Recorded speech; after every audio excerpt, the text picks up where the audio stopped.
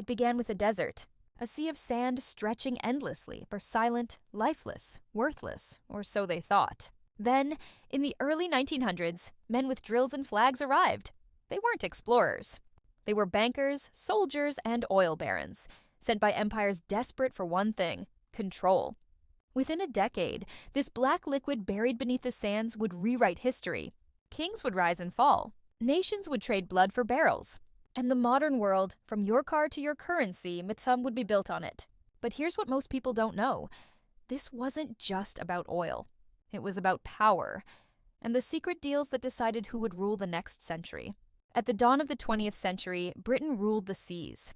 Its navy, powered by coal, was the backbone of global trade. But coal had one problem.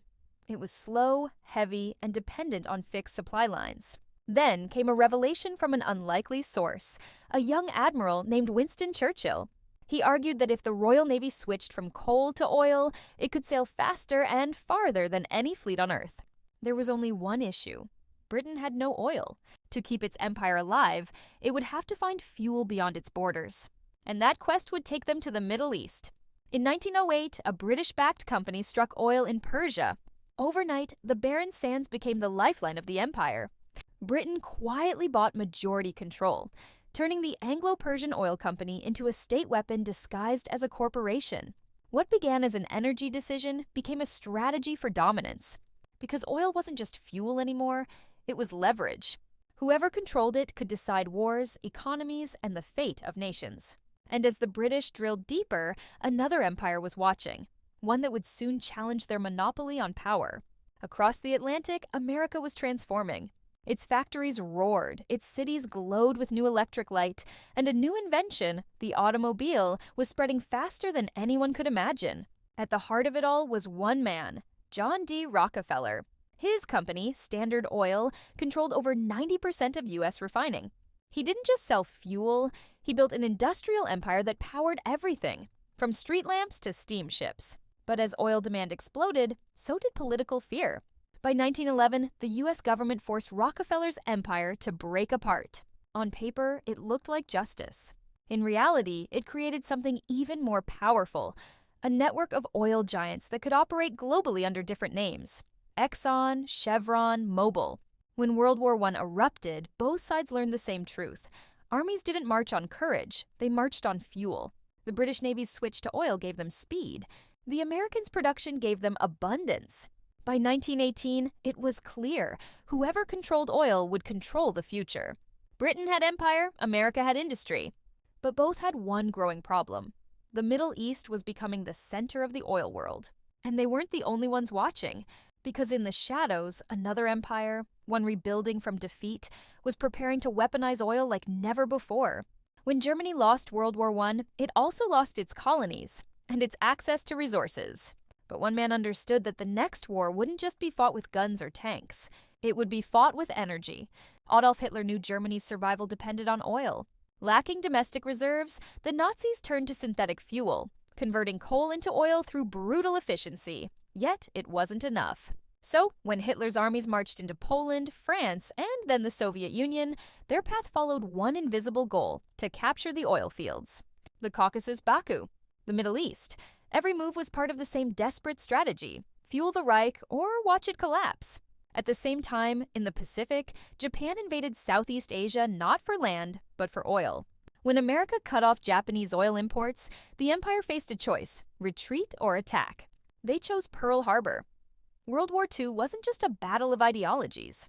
It was a race for oil, and the Allies won because they had it. By 1945, the Axis powers were starving for energy. Tanks stalled, planes couldn't fly. The war ended not when the guns went silent, but when the fuel ran out. Yet, as the world celebrated victory, a new competition began. Not for land, but for control over the black gold that powered everything. When the smoke of World War II cleared, the battlefield had changed. But the prize hadn't. Oil was still the blood of civilization, and now the world needed more of it than ever before. America emerged untouched by the ruins of war. Its refineries were booming, its currency strong, its navy patrolling every ocean.